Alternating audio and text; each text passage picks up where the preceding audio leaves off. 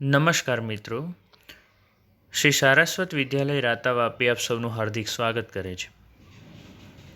મિત્રો, હું વિશેષ ગોસ્વામી આજે ધોરણ 12 બાયોલોજી વિષયના પ્રકરણ નંબર 3 માનવ પ્રજનન વિશે ચર્ચા કરીશ. મિત્રો, આપણે પ્રકરણ 3 માનવ પ્રજનનમાં પાર્ટ 1ની અંદર નર પ્રજનન તંત્ર વિશે અભ્યાસ કર્યો. નર પ્રજનન તંત્રનો આપણે થોડો સારાંશ જોઈ લઈએ. અહીં કેટલાક ચાર્ટ મૂક્યા છે. હું આની સાથે PDF ફાઇલ પણ મૂકીશ, તો તમે આ નોટ્સ લઈ લેજો, તમને વાંચવામાં સરળતા પડશે. આપણે નર પ્રજનન તંત્ર વિશે ઓલરેડી ચર્ચા કરી ગયા છે, એટલે આપણે અહીં બ્રીફલી જ જોવાના છે. નર પ્રજનન અંગો. તો નર પ્રજનન અંગોમાં પ્રાથમિક અને દ્વિતીય બે પ્રકાર છે. પ્રાથમિકમાં જન્યુના નિર્માણ કરતા અંગો. તો જન્યુના નિર્માણ ક્યાં થાય? તો શુક્રપિંડની અંદર. ક્યાં છે? બાહ્ય ઉદરીય ગુહામાં છે, એટલે કે વૃષણ કોથળીમાં સ્થિત છે. તેનું તાપમાન સામાન્ય તાપમાન કરતાં 2 થી 2.5 ડિગ્રી સેલ્સિયસ ઓછો હોય એટલે એ બાહ્ય ઉદરીય ગુહામાં હાજર હોય. દ્વિતીય નરજનન અંગોમાં કોનો સમાવેશ થાય? તો અધિવૃષણ નલિકા, શુક્રવાહિની, શુક્રાશય, પ્રોસ્ટેટ ગ્રંથિ, બલ્બોયુરેથ્રલ ગ્રંથિ અને શિશ્નનો. શુક્રપિંડની વાત કરીએ તો શુક્રપિંડની અંદર 250 જેટલા શુક્રપિંડીય ખંડો આવેલા હોય છે. દરેક શુક્રપિંડીય ખંડોની અંદર શુક્રોત્પાદક નલિકા છે 1 થી 3. તેમાં 2 પ્રકારના કોષો હોય, નરજનન કોષો અથવા આદિશુક્ર કોષો, જે સતત સંવિભાજન અને ત્યાર પછી અર્ધીકરણ પામીને શુક્રકોષો ઉત્પન્ન કરે. આ શુક્રકોષોને પોષણ પૂરું પાડવાનું કામ કોણ કરશે? તો સર્ટોલી કોષો. બરાબર? તો સર્ટોલી કોષો જનન કોષોને પોષણ પૂરું પાડે છે. આંતરાલી અવકાશની અંદર પણ એક વિશિષ્ટ પ્રકારના કોષો આવેલા હોય છે, જેને આંતરાલીય કોષો કહેવામાં આવે, અથવા તો અહીં નામ નથી લખ્યું, લેડિંગના કોષો કહેવામાં આવે. નાની રુધિરવાહિનીઓ અને આંતરાલીય કોષો અથવા લેડિંગના કોષો લખ્યું જ છે. અને તે એન્ડ્રોજન અથવા તમે કહી શકો ટેસ્ટોસ્ટેરોનનો સ્ત્રાવ કરે છે. ટેસ્ટોસ્ટેરોન ખૂબ જરૂરી છે, કારણ કે આ ટેસ્ટોસ્ટેરોન જવાબદાર છે નર જનન કોષોને ઉત્તેજિત કરી શુક્રકોષો ઉત્પન્ન થવા માટે. અહીં અન્ય રોગ પ્રતિકારક સક્ષમ કોષો એટલે કે ઘનભક્ષણ કરતા કોષો પણ હાજર હોય છે. ક્યાં? આંતરાલી અવકાશની અંદર. નર સહાયક પ્રજનન નલિકાઓ તો કઈ છે? શુક્રપિંડની અંદર આવેલી શુક્રપિંડ જાળ અથવા તો શુક્રપિંડ જાલિકા. ત્યાર પછી શુક્રવાહિકાઓ, જે શુક્રપિંડમાંથી બહાર નીકળતી છે. ત્યાર પછી શુક્રપિંડની બહાર આવેલી અધિવૃષણ નલિકા, વૃષણ કોથળીમાંથી બહાર નીકળતી ઉદરીય ગુહામાં પ્રવેશતી શુક્રવાહિની. આ શુક્રવાહિની જ્યારે શુક્રાશયની નલિકા સાથે જોડાય, બરાબર, સૌથી પહેલાં તો આપણે ચર્ચા કરીએ કે શુક્રવાહિની જે છે એ મૂત્રાશયની ઉપર પાસ બનાવીને શુક્રાશયની નલિકા સાથે જોડાઈને સ્ખલન નલિકા બનાવે, અને ત્યાર પછી મૂત્રાશયની નલિકા સાથે જોડાઈને મૂત્રજનન માર્ગ બનાવે, અને તે શિશ્નની અંદર મૂત્રજનન છિદ્ર અથવા શિશ્ન છિદ્ર દ્વારા બહાર ખોલે.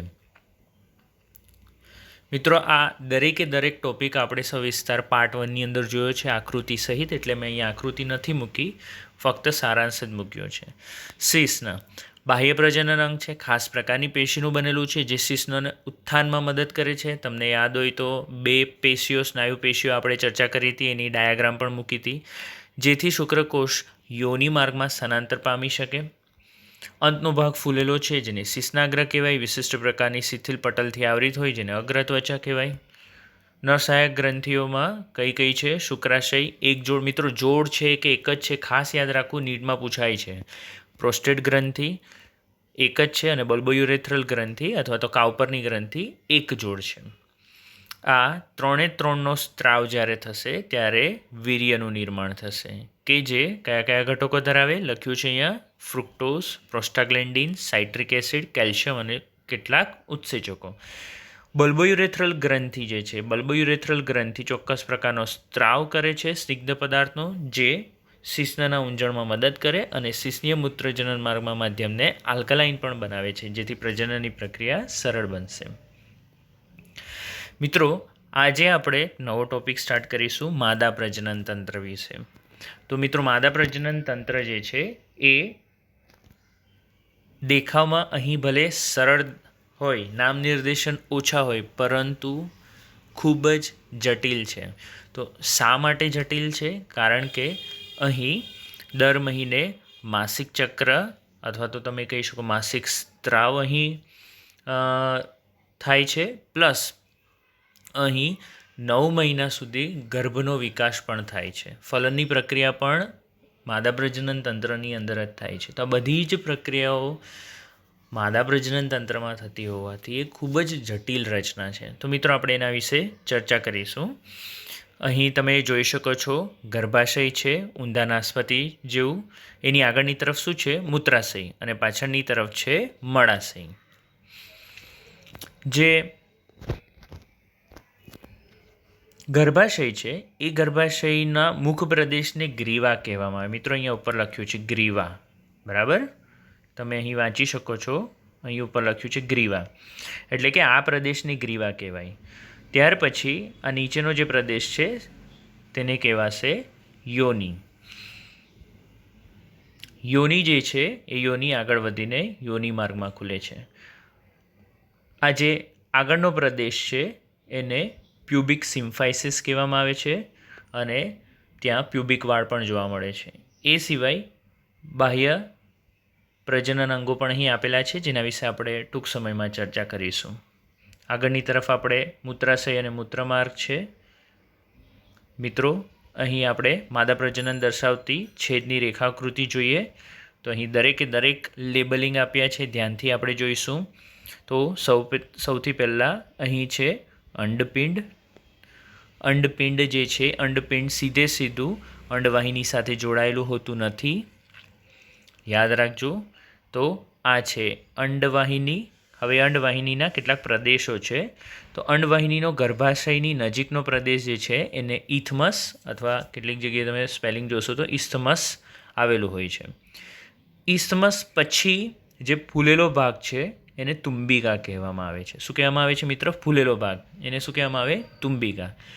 તુંબિકાનો અથવા તો અંડવાહિનીનો છેડાનો જે ભાગ છે ગરણી જેવો છે અને પ્રવર્ધો ધરાવે છે, અને એને કહેવામાં આવે છે અંડવાહિનીની વાપ. શું કહેવામાં આવે છે? પહોળા ભાગને અંડવાહિનીની વાપ. એ અંડવાહિનીની વાપના પહોળા ભાગે આંગળી જેવા પ્રવર્ધો હોય છે, જેને ફિમ્બ્રી કહેવામાં આવે છે. આ બંને અંડવાહિની જ્યાં ભેગી થશે ત્યાં ગર્ભાશય હાજર છે. આ ગર્ભાશયની અંદર અથવા તો ગર્ભાશયની દિવાલ જે છે એ દિવાલ 3 સ્તરોની બનેલી છે. સૌથી અંદરનું સ્તરને એન્ડોમેટ્રિયમ, વચ્ચેના સ્તરને માયોમેટ્રિયમ, અને સૌથી બહારના સ્તરને પેરીમેટ્રિયમ કહેવામાં આવે છે. મિત્રો આને આ દરેક લેબલ જે અહીં આપ્યા છે, શબ્દો આપ્યા છે, એને સવિસ્તાર આપણે સમજીશું. તમે વચ્ચે જોઈ શકો છો ગર્ભાશયની ગુહા છે કે જ્યાં ગર્ભ સ્થાપન અને ગર્ભના વિકાસની પ્રક્રિયા થશે. આ ગર્ભાશયનો ઉપરનો પ્રદેશ છે.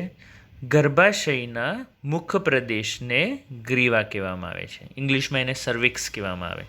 અને તમે સર્વાઇકલ કેન્સર વિશે સાંભળ્યું છે. સ્ત્રીઓમાં મોટા ભાગે જે જોવા મળતા કેન્સર છે એમાં એક સ્તન કેન્સર એટલે કે બ્રેસ્ટ કેન્સર, અને બીજું સર્વાઇકલ કેન્સર. તો એ કેન્સર અથવા ગાંઠ અહીં જોવા મળે એટલે એને સર્વાઇકલ અથવા તો ગ્રીવાનું કેન્સર કહેવાય. ત્યાર પછી ગ્રીવા નલિકા અને નીચેનો જે ભાગ છે એને કહેવાશે યોનિ.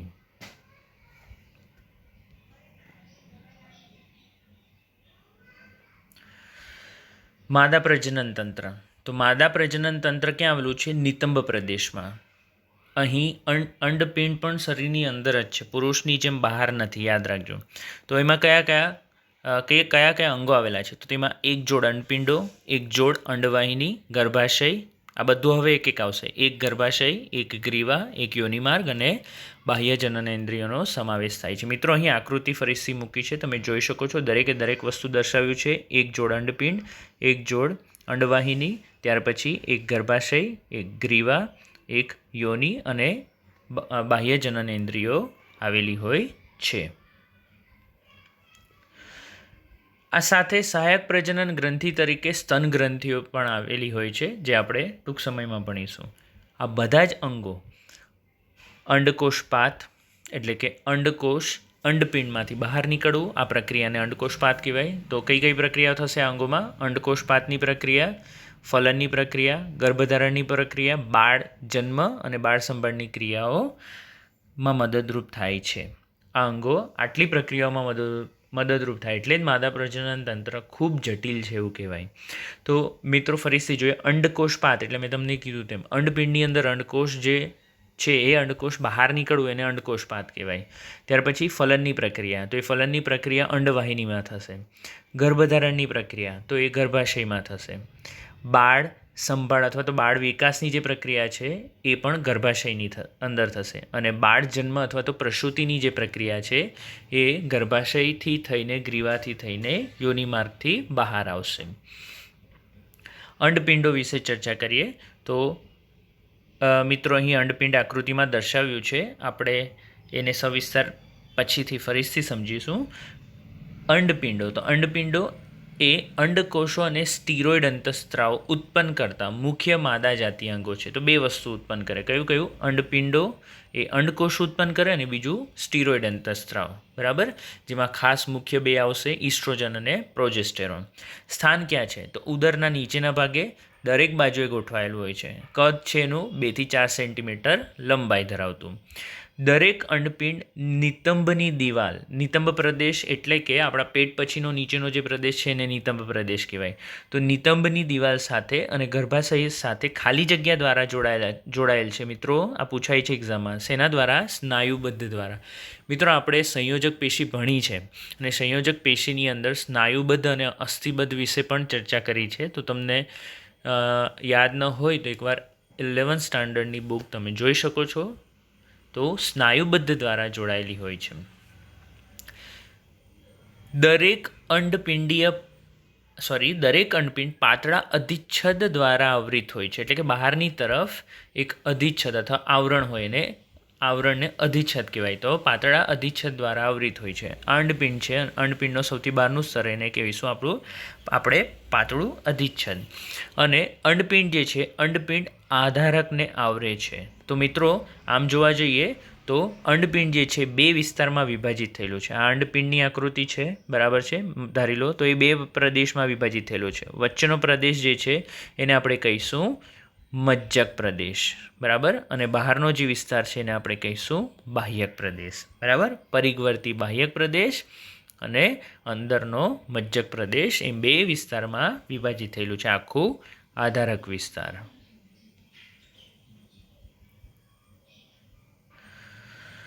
અંડવાહિનીઓની વાત કરીએ. આ બે અંડવાહિનીઓ વિશે આપણે અહીં ચર્ચા કરવાના છે. તો અંડવાહિનીઓ ગર્ભાશય અને યોનિ માર્ગ સાથે મળી માદા સહાયક નલિકાઓ બનાવે છે. તો મિત્રો માદા સહાયક નલિકાઓ કઈ? તો અંડવાહિની, ગર્ભાશય અને યોનિ માર્ગ. તેઓ અંડપિંડ નજીક રહેલા ગરણી આકારના ભાગને અંડવાહિની નિવાપ કહેવામાં આવે છે. આ અંડવાહિની નિવાપની કિનારીઓ આંગળી જેવા પ્રવર્ધો ધરાવે અને જેને ફિમ્બ્રી કહેવાય. મિત્રો આપણે દરેક વસ્તુ સૌ પ્રથમ પહેલી આકૃતિમાં જ જોઈ લીધી છે. તો અંડવાહિનીના છેડાનો ભાગ પહોળો છે એને અંડવાહિની નિવાપ કહેવાય, કે જેના ઉપર તમે જોઈ શકો છો આંગળી જેવા પ્રવર્ધો છે જેને ફિમ્બ્રી કહેવાય. જો અંડકોષ પાત બાદ મુક્ત થતો અંડકોષ બહાર નીકળે તો તે એકત્રિત કરવામાં અથવા તો તેને અંડવાહિનીમાં દાખલ કરવામાં આ ફિમ્બ્રી મદદ કરે છે. અંડવાહિનીની વાપ પછીના અંડવાહિનીના પહોળા ભાગને યાદ રાખજો, શું કહેવામાં આવે? તુંબિકા કહેવામાં આવે. જ્યારે અંડપાત અથવા અંડકોષ પાત થાય, અહીં જ્યારે અંડપિંડમાંથી અંડકોષ બહાર નીકળે ત્યારે ત્યાંથી એ અહીં તુંબિકા પ્રદેશમાં જઈને ગોઠવાય છે. અંડવાહિનીનો અંતિમ ભાગ સંયોજક સાંકડું પોલાણ ધરાવે છે અને એને ઇથમસ કહેવામાં આવે છે, જે ગર્ભાશય સાથેનું જોડાણ ધરાવે છે. તો અંડવાહિનીની અંદર કયા ભાગો જોયા? ઇથમસ જે ગર્ભાશય સાથે જોડાયેલું છે, ત્યાર પછીનો પહોળો ભાગ જેને તુંબિકા કહેવાય, અને ત્યાર પછીનો પહોળો ભાગ, વધુ પહોળો ભાગ તેને કહેવામાં આવે અંડવાહિનીની વાપ, જેના ઉપર શું આવેલું છે? ફિમ્બ્રી આવેલી છે. ઓકે, તો આ સારાંશ છે. આપણે જોઈ લઈએ માદા પ્રજનન તંત્ર. તો મુખ્ય અને પ્રાથમિક પ્રજનન અંગ કયું છે? તો એક જોડ અંડપિંડ. તે શું ઉત્પન્ન કરે? બે વસ્તુઓ, માદાજન્યુ એટલે કે અંડકોષ અને ઘણા સ્ટીરોઇડ અંતઃસ્ત્રાવ, અંડપિંડીય અંતઃસ્ત્રાવ, જેમાંથી આપણે બે મુખ્ય ભણીશું, કયા? ઇસ્ટ્રોજન અને પ્રોજેસ્ટેરોન. તે ઉદરીય ગુહામાં બંને બાજુએ એક અંડપિંડ સ્થિત અને તે પાર્શ્વ દિવાલ અને ગર્ભાશય સાથે સ્નાયુબદ્ધ, મિત્રો અહીંયા યાદ રાખજો, સ્નાયુબદ્ધ વડે જોડાયેલું હોય છે. અંડપિંડ જે છે એ બહાર એક પટલ ધરાવે, જેને અધિચ્છદ કહેવાય, અને ત્યાર પછી અંદર આવશે આધારક, જે બે ભાગમાં વિભાજિત થયેલું છે, બહારનું બાહ્યક અને અંદરનું મજ્જક. સરળ થઈ ગયું હવે આ? ઓકે.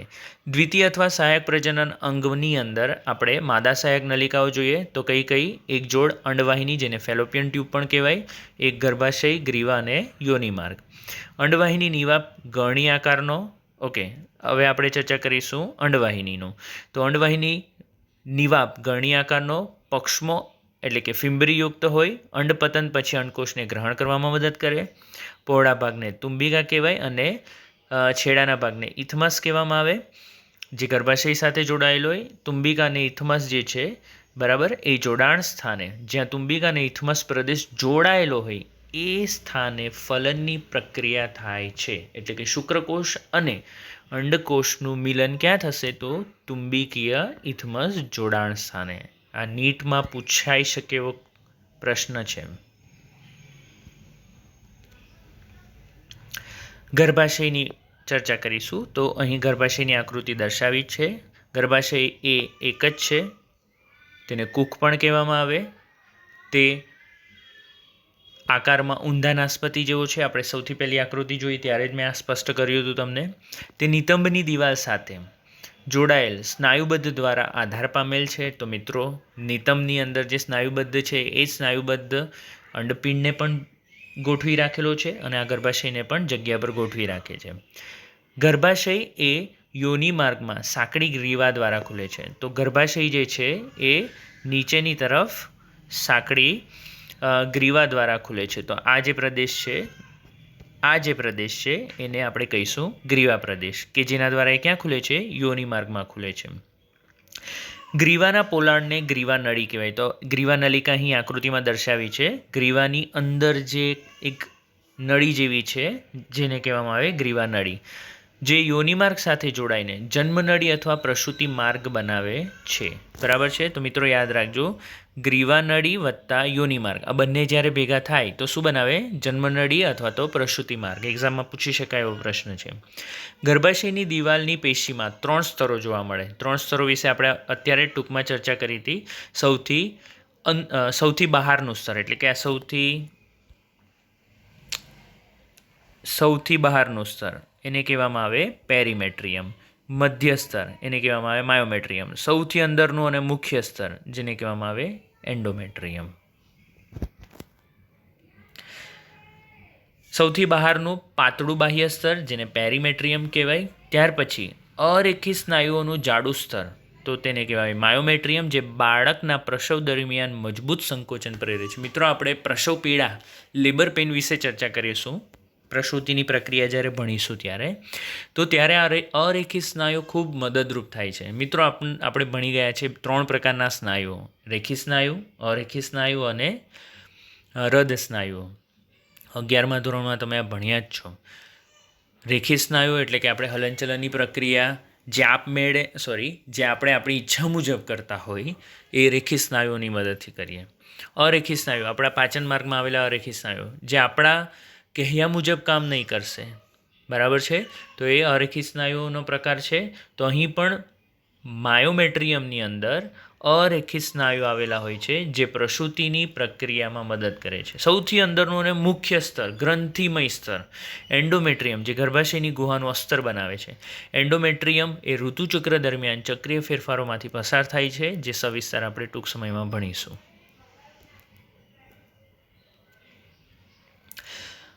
હવે બાહ્યજનન ઇન્દ્રિયોની વાત કરીએ તો જેવી રીતે પુરુષની અંદર બાહ્યજનન ઇન્દ્રિયોમાં આપણે શિશ્ન વિશે ચર્ચા કરી હતી, તેવી રીતે અહીં પણ કેટલાક ઘટકો આપ્યા છે. માદામાં બાહ્યજનન ઇન્દ્રિયોમાં મોન્સ પ્યુબિસ એટલે કે અહીં જે યોનિ માર્ગનો ઉપરનો પ્રદેશ છે, ગાદીમય ઉપરનો પ્રદેશ છે, અહીંયા લખ્યું છે કે તે મેદ પેશીની બનેલી ત્વચા દ્વારા આવૃત અને પ્યુબિક વાળ ધરાવતી ગાદી જેવી રચના છે અને એને મોન્સ પ્યુબિસ કહેવામાં આવે છે. ત્યાર પછી સેકન્ડ છે મુખ્ય ભંગોષ્ઠ. તો મુખ્ય ભંગોષ્ઠ એ માંસલપેશીની બનેલી ગળી જેવી રચના છે જે મોન્સ પ્યુબિસથી નીચે સુધી લંબાયેલી અને યોનિ માર્ગના મુખને ઘેરતી રચના છે. એટલે અહીં લેબિયા મેજોરા અહીં દર્શાવ્યું છે. સૌથી બહારનું જે આ ઓસ્ટ જેવી રચના જે છે બરાબર, એને મુખ્ય ભંગોષ્ઠ લેબિયા મેજોરા કહેવામાં આવે છે, જે મોન્સ પ્યુબિસની નીચેની તરફ આવેલું છે અને યોનિ માર્ગને ઘેરતી રચના છે. ગૌણ ભંગોષ્ઠ લેબિયા માઇનોરા. તો તમે અહીંયા આકૃતિમાં જોઈ શકો છો લેબિયા માઇનોરા જે અંદરનું સ્તર છે, એટલે કે મુખ્ય ભંગોષ્ઠની અંદર ગૌણ ભંગોષ્ઠ આવેલું. તો ગૌણ ભંગોષ્ઠ એ મુખ્ય ભંગોષ્ઠની નીચે એટલે કે અંદરની તરફ એક જોડ પેશીમય ગળીયુક્ત રચના છે. ત્યાર પછી યોનિપટલ. તો યોનિપટલ અહીં આકૃતિમાં નહીં દેખાશે, પરંતુ એ યોનિ માર્ગની અંદર એક પટલમય રચના આવેલી છે અને એને યોનિપટલ કહેવાય. યોનિ માર્ગનું મુખ એક પાતળી કલા દ્વારા અંશતઃ આવૃત હોય છે. યોનિ માર્ગનું મુખ જે છે અંદરની તરફ અને તે પાતળી કલા દ્વારા અંશતઃ આવૃત હોય છે, જેને યોનિપટલ કહેવાય. ભગ્નશિશ્નિકા એ નાની આંગળી જેવી રચના છે. ભગ્નશિશ્નિકા ક્લિટોરિસ એ નાની આંગળી જેવી રચના છે. તો અહીં ક્લિટોરિસ દર્શાવ્યું છે, તમે આકૃતિમાં જોઈ શકો છો બરાબર છે. જ્યાં ગૌણભંગોષ્ઠ ભેગા થાય છે, એ ભેગા થાય એ જગ્યા ઉપર એક શિશ્ન જેવી જ રચના છે, પરંતુ કદમાં નાની છે અને એને ક્લિટોરિસ અથવા તો ભગ્નશિશ્નિકા કહેવામાં આવે છે. તો ભગ્નશિશ્નિકા નાની આંગળી જેવી રચના છે જે મૂત્રમાર્ગના મુખની ઉપર, તો અહીં મૂત્રમાર્ગ દર્શાવ્યું છે, યુરેથ્રલ ઓપનિંગ એટલે કે મૂત્રમાર્ગ દર્શાવ્યું છે. તો એ મૂત્રમાર્ગના મુખની ઉપર બે ગૌણભંગોષ્ઠની ઉપર જોડાણ સ્થાને આવેલા હોય છે. તો જ્યાં ગૌણભંગોષ્ઠ ભેગા થશે ત્યાં જોડાણ સ્થાને આવેલું હોય છે. તો મિત્રો અહીં સૌથી બહાર મુખ્ય ભંગોષ્ઠ, ત્યાર પછી ગૌણભંગોષ્ઠ જ્યાં ભેગા થાય એને શિશ્નિકા કહેવામાં આવે, ક્લિટોરિસ કહેવામાં આવે. ત્યાર પછી અહીં પ્યુબિક પ્રદેશ આવેલો છે અને અહીં યોનિપટલ આવેલી હોય છે.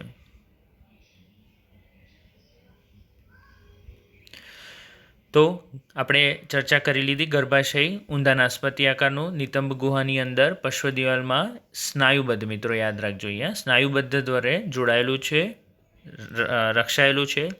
ગર્ભાશય ગ્રીવા અને ગ્રીવા નલિકા દ્વારા યોનિમાર્ગ સાથે જોડાશે. યોનિમાર્ગ અને ગ્રીવા જ્યારે ભેગા થશે ત્યારે એને પ્રસૂતિ નલિકા અથવા તો પ્રજનન નલિકા કહીશું આપણે. ગર્ભાશયની દિવાલના 3 સ્તર, સૌથી બાહ્ય પાતળું સ્તર જેને પેરીમેટ્રિયમ, સરળ સ્નાયુનું બનેલું મધ્ય સ્તર જેને માયોમેટ્રિયમ કહેવાય. કામ શું છે? તો બાળક પ્રસૂતિ દરમિયાન સખત સંકોચન પ્રેરે. ત્યાર પછી અંદરની તરફ ગ્રંથિમય સ્તર જેને એન્ડોમેટ્રિયમ કહેવાય, જે ગર્ભીય ગુહાને આવરે છે અને માસિક ચક્ર દરમિયાન ચક્રીય ફેરફારો પણ અહીં થાય છે. માદા બાહ્ય પ્રજનન અંગો વિશે ચર્ચા કરીએ તો માદા બાહ્ય પ્રજનન અંગોમાં મોન્સ પ્યુબિસ, મુખ્ય ભંગોષ્ઠ, ગૌણ ભંગોષ્ઠ અને ભગ્નશિશ્નિકા, જે આપણે ઓલરેડી સવિસ્તાર સમજી ગયા છે બરાબર છે.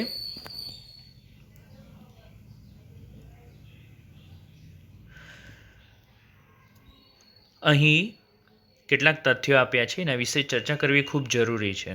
તો યોનિપટલ વિશે આપણે ચર્ચા કરીશું. યોનિપટલ ઘણીવાર પ્રથમ મૈથુન એટલે કે પ્રથમ પ્રજનનની પ્રક્રિયા અથવા તો સમાગમ દરમિયાન ફાટી જાય છે. આપણે એને વર્જિનિટીના નામથી ઓળખીએ છીએ. ક્યારેક અચાનક પડવાથી કે આંચકો લાગવાથી અથવા તો યોનિ ટેમ્પોન એટલે કે ઋતુ ચક્ર દરમિયાન યોનિમાર્ગમાંથી ઋતુ પ્રવાહને શોષવા માટેની દાક્તરી સાધન દાખલ કરતી વખતે અથવા તો કેટલાક સ્ત્રી રમતવીરો રમતો રમે જેવી કે ઘોડેસવારી, સાયકલ ચલાવી વગેરે સક્રિય ભાગ લેવાથી પણ આ યોનિપટલ તૂટી શકે છે. કેટલીક સ્ત્રીઓમાં યોનિપટલ મૈથુન બાદ પણ એવું ને એવું જળવાઈ રહે છે. તેથી યોની પટલની હાજરી કે ગેરહાજરી એ વર્જિનિટી એટલે કે કૌમાર્ય અથવા જાતીય અનુભવનું વાસ્તવિક ભરોસાપાત્ર સાબિતી માનવામાં આવતું નથી.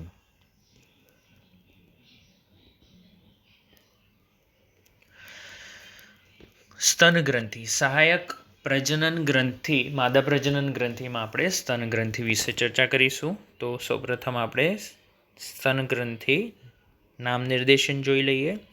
સૌથી બહારની તરફ મેદનું સ્તર આવશે, પાછળની તરફ પાસડીઓ, આંતરપાસડી સ્નાયુઓ અને પેક્ટોરાલિસ મેજર સ્નાયુઓ આવેલા હોય છે. આ પેક્ટોરાલિસ મેજર સ્નાયુઓની ઉપર જ સ્તનની રચના જોવા મળશે.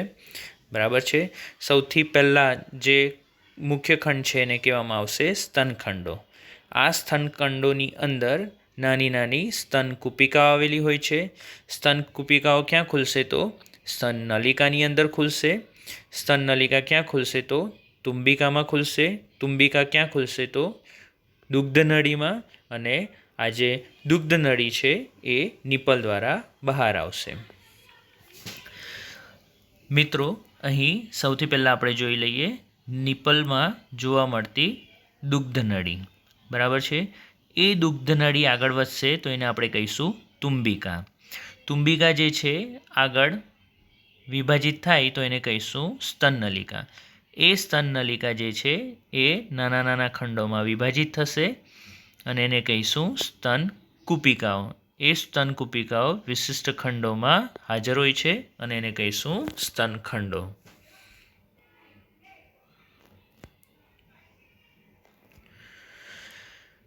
ક્રિયાશીલ સ્તન ગ્રંથિ બધા જ સસ્તનોની લાક્ષણિકતા છે. માદામાં સ્તન ગ્રંથિ એક જોડ આવેલી હોય છે. તે ગ્રંથિમય પેશી છે અને ભિન્ન માત્રામાં ચરબી ધરાવે છે. પ્રત્યેક સ્તનની ગ્રંથિમય પેશી, યાદ રાખજો કેટલા ખંડો છે તે, 15 થી 20 સ્તન ખંડો ધરાવે છે. તો મિત્રો અહીં આકૃતિમાં જોઈ લઈએ.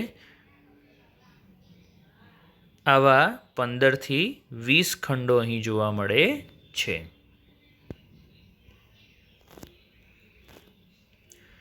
દરેક સ્તનખંડોમાં કુપિકા તરીકે ઓળખાતા કોષોનો સમૂહ આવેલો હોય છે. બરાબર છે. તો મિત્રો આપણે સ્તન કુપિકાઓ જોઈ લીધી કે એની અંદર સ્તનખંડોની અંદર શું આવેલી છે? સ્તન કુપિકાઓ. એ વાયુકોષ્ઠો જેવી જ હોય. બરાબર. જ્યારે સ્ત્રી ગર્ભવતી ન હોય ત્યારે તે કદમાં નાની હોય. જ્યારે સ્ત્રી ગર્ભવતી બને અને પ્રસૂતિ થાય ત્યારે આ સ્તન કુપિકાઓ વિકાસ પામે, મોટી થશે અને પુષ્કળ માત્રામાં દુગ્ધ સ્ત્રાવ કરશે. આના માટે વિશિષ્ટ પ્રકારના અંતઃસ્ત્રાવો જવાબદાર છે. આ વિકાસ માટે વિશિષ્ટ પ્રકારના અંતઃસ્ત્રાવો જવાબદાર છે. કુપિકાઓના કોષો દ્વારા સ્ત્રવતું દૂધ કુપિકાઓના પોલાણમાં સંગ્રહ પામે. આ દુગ્ધ કુપિકા સ્તન નલિકાઓમાં ખુલે. દરેક ખંડની નલિકાઓ ભેગી થાય તો ત્યારે સ્તનવાહિની બને. ઘણી સ્તનવાહિની જ્યારે ભેગી થાય ત્યારે સ્તન તુંબિકાની રચના કરે. સ્તન તુંબિકા એ દુગ્ધવાહિની સાથે જોડાય, જેના દ્વારા દૂધ શોષવાથી તે બહાર નીકળે. તો મિત્રો, એક્ઝામ પૂછાય છે, એરો કરીને ક્વેશ્ચન પૂછાય છે. તો વિકસિત સ્તન ગ્રંથિ અથવા સ્તન, તો એમાં સૌથી પહેલાં આવશે પરિવર્તનશીલ પ્રમાણમાં ચરબીયુક્ત જોડાણ સ્તર. ત્યાર પછી આવશે 15 થી 20 એમાં એલ્વિયોલર ખંડો અથવા તો સ્તનખંડો આવેલા હોય છે. દરેક ખંડોની અંદર કોષોનો સમૂહ અથવા આલ્વિયોલાઈ અથવા તો આપણે કહી શકીએ સ્તનકુપિકાઓ આવેલી હોય છે જે દૂધનો સ્ત્રાવ કરે. સ્તનકુપિકાઓ એ સ્તન નલિકાઓમાં એલ્વિયોલર નલિકામાં ખુલે છે. સ્તન નલિકાઓ ભેગી મળીને શેમાં ખુલશે? દરેક ખંડની નલિકા જોડાઈને એલ્વિયોલર વાહિની અથવા તો તુંબિકા, એલ્વિયોલર વાહિનીઓ દ્વારા તુંબિકામાં ખુલશે. લેક્ટિફેરસ વાહિની અથવા તો દુગ્ધ વાહિની દ્વારા તે નિપલમાંથી બહાર ખુલે છે, બહાર નીકળે છે. તો મિત્રો, આજે આપણે માદા પ્રજનન તંત્ર વિશે ચર્ચા કરી.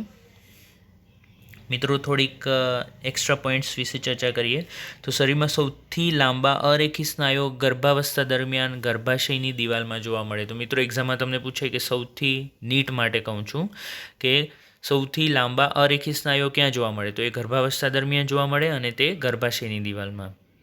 અગર આપણે વાત કરીએ ભગ્ન શિશ્નિકા, તો ભગ્ન શિશ્નિકા એ પુરુષના શિશ્નને સમમૂલક રચના છે, પરંતુ એ કદમાં નાની છે. સક્રિય સ્તન ગ્રંથિ એ બધા જ માદા સસ્તન પ્રાણીનું વિશિષ્ટ લક્ષણ છે. પ્રસૂતિ બાદ દુગ્ધ નિર્માણના શરૂઆતના સમયગાળા દરમિયાન સ્ત્રાવ પામતા દુગ્ધને કોલોસ્ટ્રમ કહેવામાં આવે છે, જે એન્ટીબોડી IgA પ્રકારની એન્ટીબોડી ધરાવે છે, જે નવજાત બાળકોમાં રોગપ્રતિકારકતા વિકસવા માટે ખૂબ જ આવશ્યક હોય છે. મિત્રો, આના વિશે આપણે 8મા ચેપ્ટરની અંદર ફરીથી એકવાર ચર્ચા કરીશું કોલોસ્ટ્રોમ વિશે. તો મિત્રો, આજે આપણે માદા પ્રજનન તંત્ર વિશે ચર્ચા કરી. પાર્ટ 1ની અંદર નર પ્રજનન તંત્ર વિશે ચર્ચા કરી. હવે પાર્ટ 3ની અંદર આપણે જન્યુના નિર્માણ, જન્યુજનન વિશે ચર્ચા કરીશું, કે જેની અંદર નર જન્યુજનન અને માદા જન્યુજનન અથવા તો શુક્રકોષ જનન અને અંડકોષ જનન વિશે સવિસ્તાર ચર્ચા કરીશું. Thank you so much.